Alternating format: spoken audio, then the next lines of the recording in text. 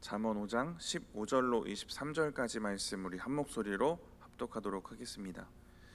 너는 내 우물에서 물을 마시며 내 샘에서 흐르는 물을 마시라. 어찌하여 내 샘물을 집 밖으로 넘치게 하며 내 도랑물을 거리로 흘러가게 하느냐.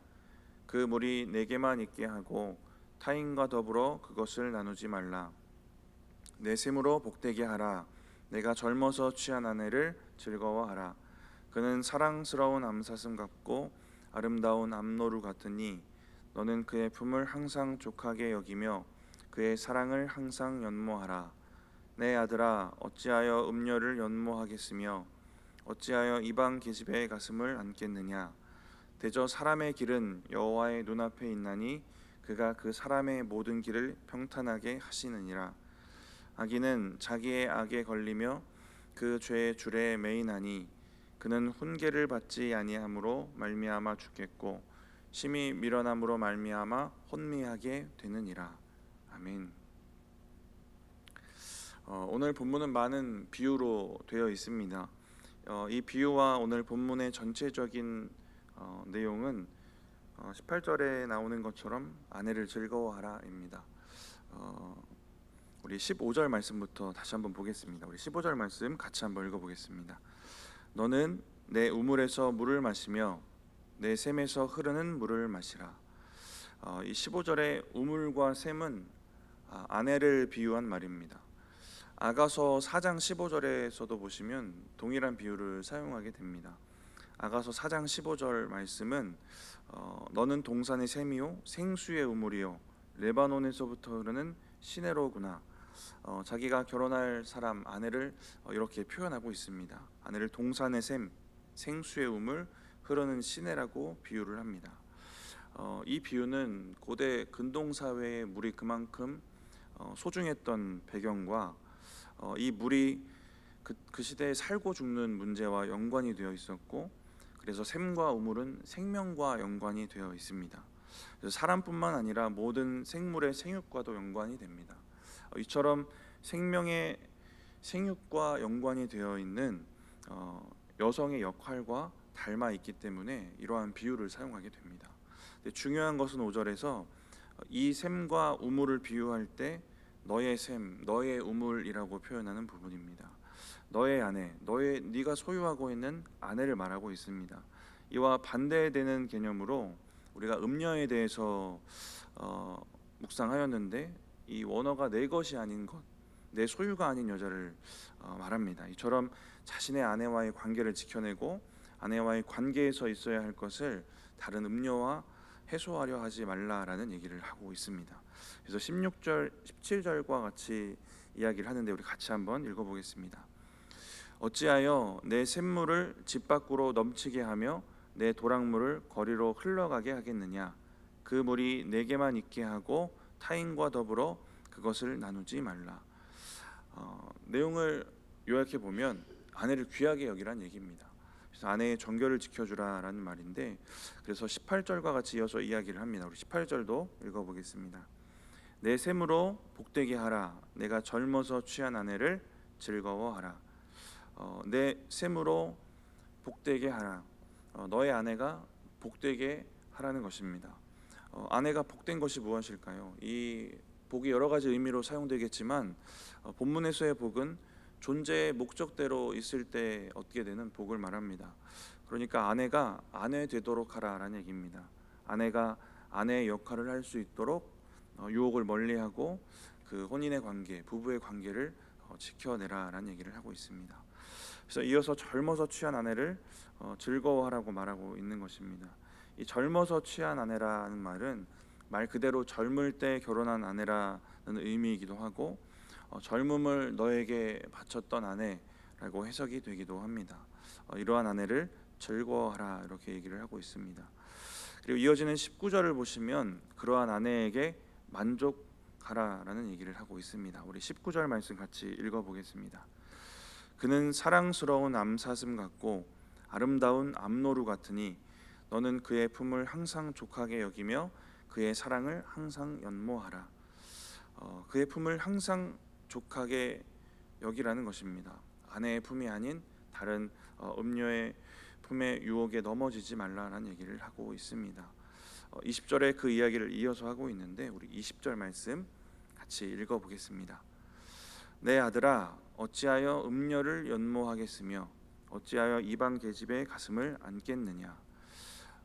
이 음녀라는 표현은 5장을 묵상하면서 여러 번 보아서 익숙합니다. 그런데 20절 뒷부분에 이방 계집이라는 표현도 동일한 의미로 쓰이고 있습니다.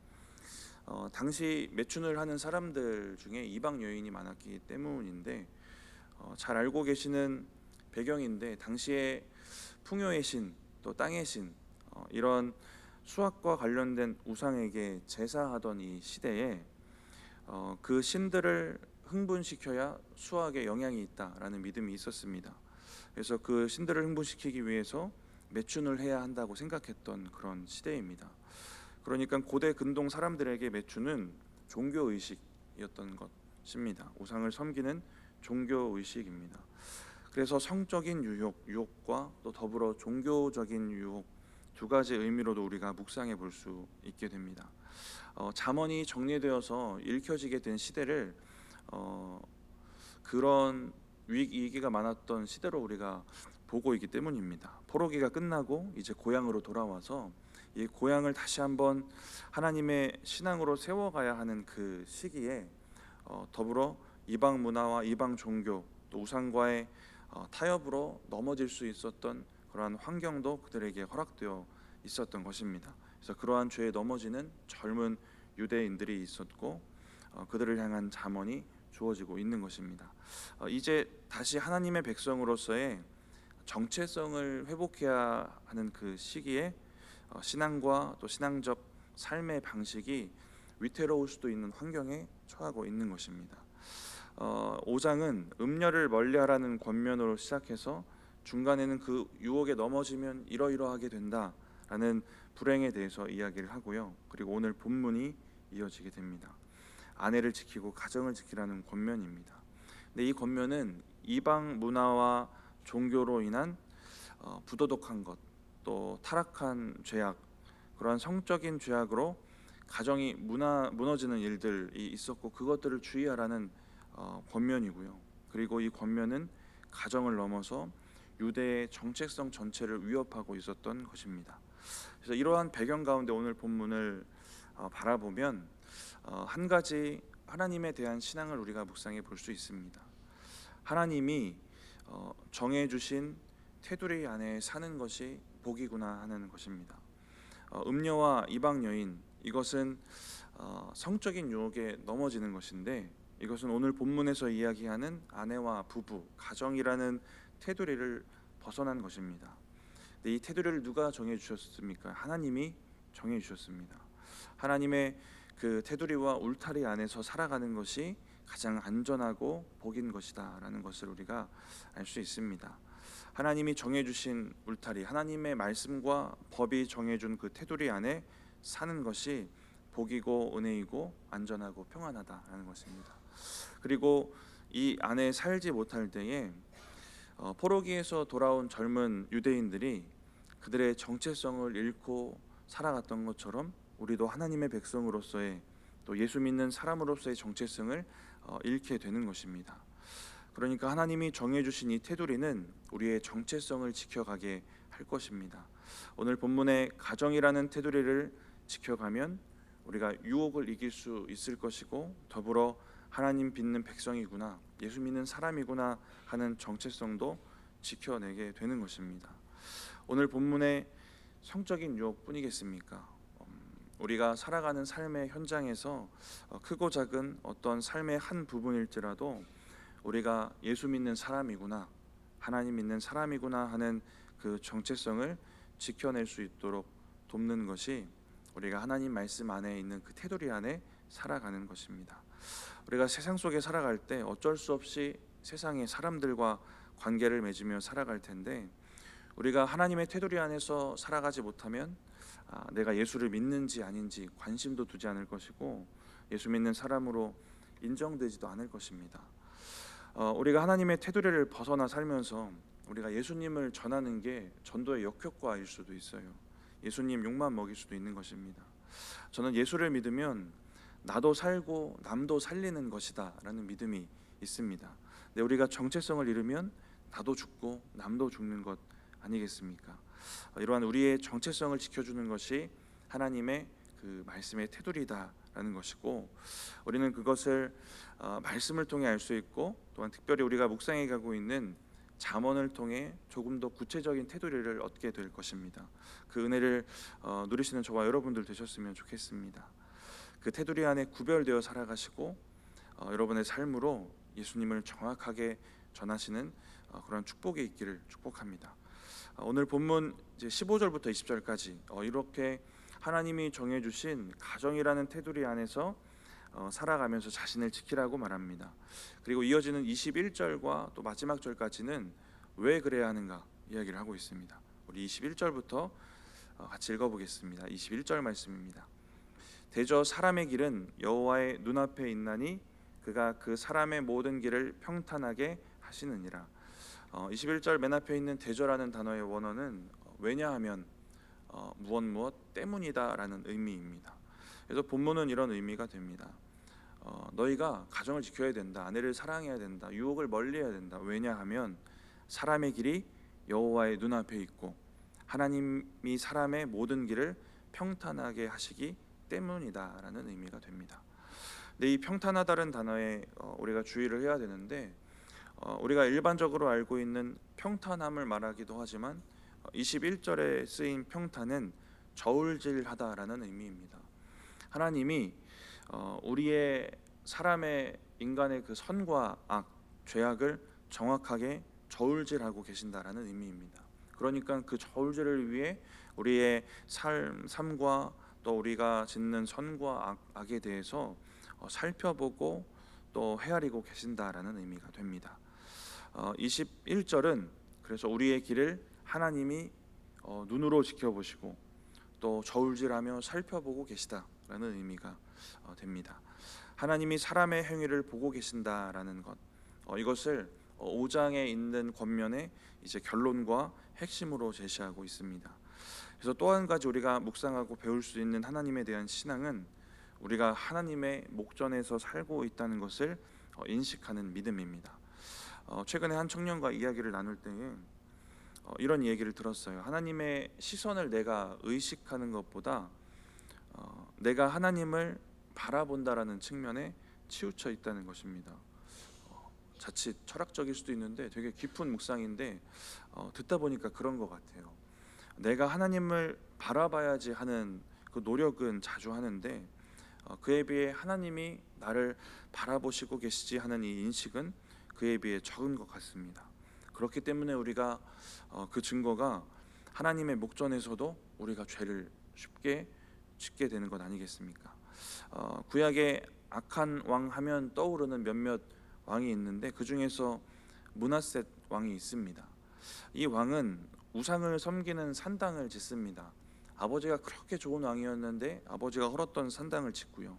점쟁이와 무당을 가까이 두었던 왕이고 가장 참혹한 죄 중에 하나가 아들을 불살라서 이방 우상의 그 제사의 제물로 바치게 됩니다.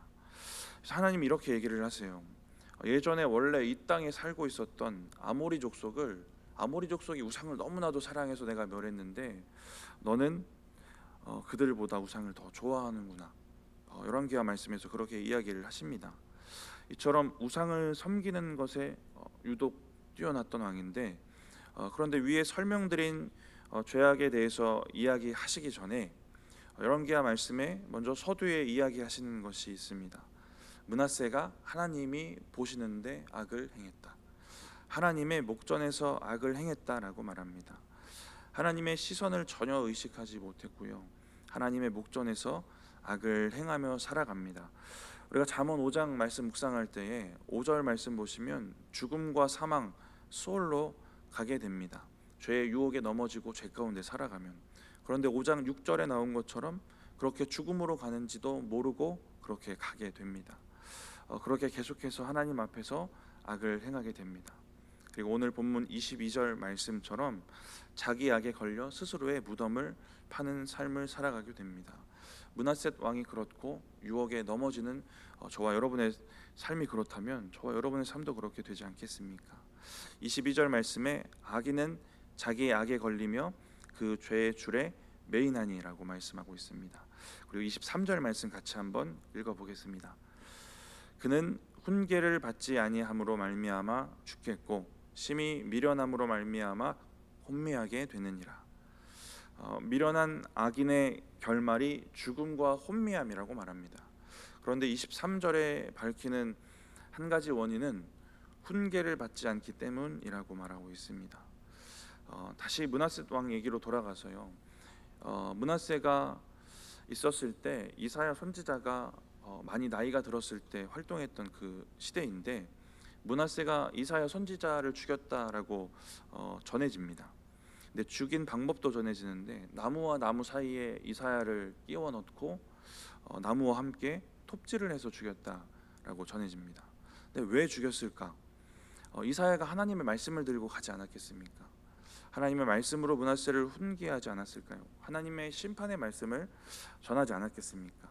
그런데 죽였다라는 것은 그 말씀을 거절하고 깨닫지 못하고 듣지 못했던 그 므낫세의 반응을 우리가 생각해 볼 수가 있습니다. 하나님을 의식하지 못할 때에 중독된 것처럼 죄를 지으며 사망으로 자기도 모르는 순간에 가는 것이고, 또 오늘 보았던 말씀처럼 하나님의 말씀 그 훈계도 듣지 못하게 되는 것입니다. 우리는 하나님을 바라보고 또 집중하며 의식하는 삶을 살아야 될 줄 믿습니다. 하나님 앞에서 하나님 목전에서의 신앙입니다. 이렇게 하나님을 의식하는 신앙이 우리의 삶을 지켜낼 줄 믿습니다. 말씀을 정리하면서요, 오늘 그 아내에 대한 가정을 지키는 또 유혹을 멀리하라는 이 묵상 가운데에 두 가지 하나님에 대한 신앙을 보았습니다. 하나님이 허락하신 울타리 안에서 살아가는 신앙입니다. 그리고 하나님의 시선을 의식하는 신앙입니다. 이 두 신앙을 붙잡고 선하게 또 승리하시는 저와 여러분들 되시기를 바랍니다. 잠깐 기도하겠습니다. 하나님, 오늘 우리에게 허락하신 이 말씀을 붙잡고 또 오늘 하루도 또 우리의 평생도 승리하며 살아가기를 원합니다. 하나님께서 허락하여 주신 그 말씀의 테두리를 지켜내게 하시고, 또 오늘 말씀을 통해 특별히 주셨던 아내와 가정을 지켜야 하는 그 말씀의 테두리도 우리가 온전히 지켜갈 수 있도록 주님 붙잡아 주시고 함께하여 주시옵소서. 하나님 또한 주님이 우리를 바라보시고 우리의 길을 지켜보시며 우리의 삶을 저울질하고 계신다라는 그 말씀을 바라보며 하나님을 더욱더 의식하는 신앙으로 오늘 하루도 아름답게 살아갈 수 있도록 주님 붙잡아 주시고 함께하여 주시옵소서. 감사합니다. 예수님의 이름으로 기도드립니다. 아멘.